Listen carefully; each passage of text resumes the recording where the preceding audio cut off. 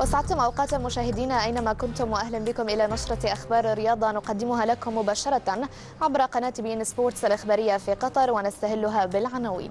وعودة للاستاد وعودة الأستاذ عبد الناصر زيدان وزملائه ضياف معكم.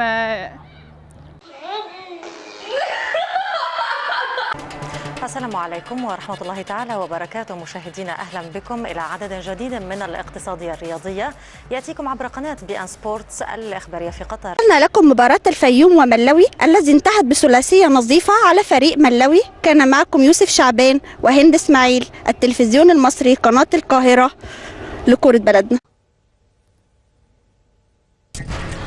السلام عليكم ورحمة الله وبركاته مشاهدينا، أهلا بكم إلى هذه الساعة الإخبارية نقدمها لكم من قناة بي ان سبورتس الإخبارية في قطر، والبداية مع أبرز العناوين.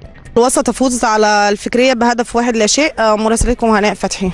خلاص والنعمة مش عايز. يا وليه عيب، يا وليه عيب،